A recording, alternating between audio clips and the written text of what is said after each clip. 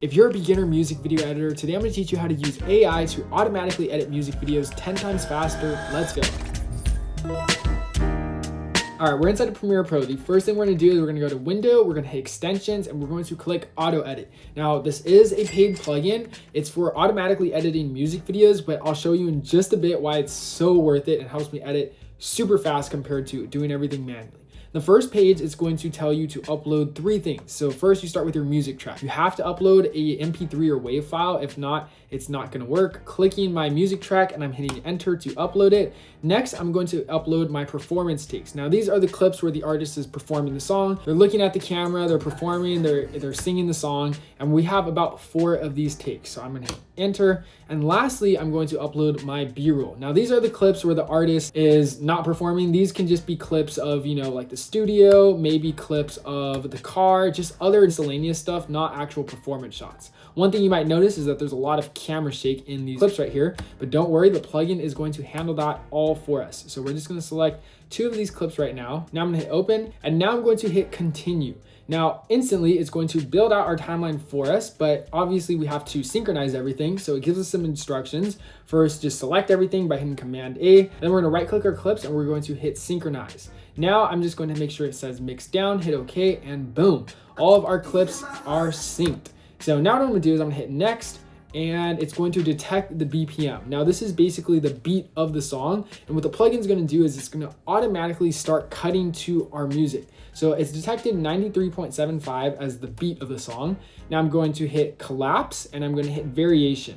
This basically entails the cutting speed. So do you want like fast cuts, like a lot of cuts, or do you want calm, slower cuts? We're going to go for variation, and then we're going to hit proceed to B-roll. I'm going to set the B-roll trimmer sensitivity to high, and then I'm going to check this is a music video because we're editing a music video. What B-roll trimmer sensitivity is basically doing is detecting the shakiness of our B-roll clips. So those parts in the beginning where you're getting your camera into position and it's very shaky in the beginning, it's going to cut out all those parts and just leave only the smooth parts. So it's going to be super easy. It's detecting the shaky parts and boom, it instantly cut out all those shaky clips. Now if we come back to our main timeline, this is where the real magic is. Instantly, just like that, it is building a timeline for us automatically. And as you can see, it's sporadically placing B-roll on layer V6 over here, which we can go ahead and adjust later. And there we have it. It is cutting up the music video. This is still so crazy to watch because I would have to manually do this every single music video. And now it's going to collapse it all into one layer. And voila, we play it out. We get a rough cut of our music video. Obviously, it's not going to be perfect. Obviously, there's going to be some things that you want to change, but it doesn't stop there. We actually can go ahead and add visual effects. So if I click on the stars icon and I see we have these 2 modes, manual and AI. I'm going to click on the AI one. By the way, you can only use this AI tab if you just did this full music video process, which we did right now. And now I can select whichever type of effects I want. So if I want to do CRT effects, if I want to do film burns, if I want to do camera shakes, let's do that. Let's start with these 3. And then I'm going to set our effect intensity slider to something like 70%. This basically means that for 77% of the cuts, I'm going to have an effect. And now I'm going to hit add VFX. Automatically, it starts scanning our entire timeline and it starts importing VFX onto our timeline. So camera shakes are going to be these little smaller purple ones in the adjustment layers, and then the VFX are in these overlays. So just give it a minute, let it load. Don't touch your timeline while it loads out these VFX. And boom, just like that, now it is done and it has added VFX for us. So we have camera shakes right here. You can see we also have some film burns. What else do we have? We have some, do we have CRT effects? Yeah, we have some CRT effects right here. The fact that we're able to get this completely from literally just clicking a few buttons. This would have taken me at least 4 or 5 hours to get to this point.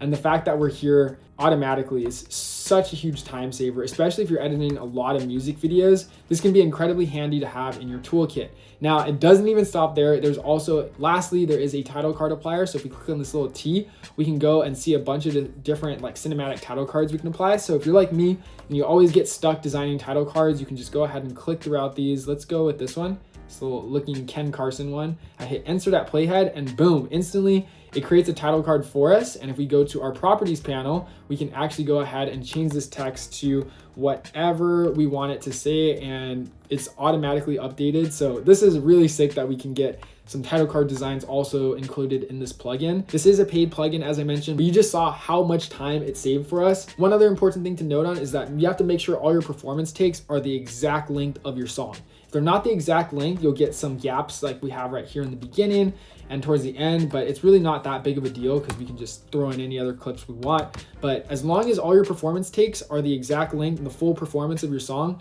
and you have some B-roll and a music track, you're pretty good to go. Hope you guys found this video helpful. Now, if you want to learn how to create some advanced VFX for your music videos inside of After Effects, you can check out this video linked right here.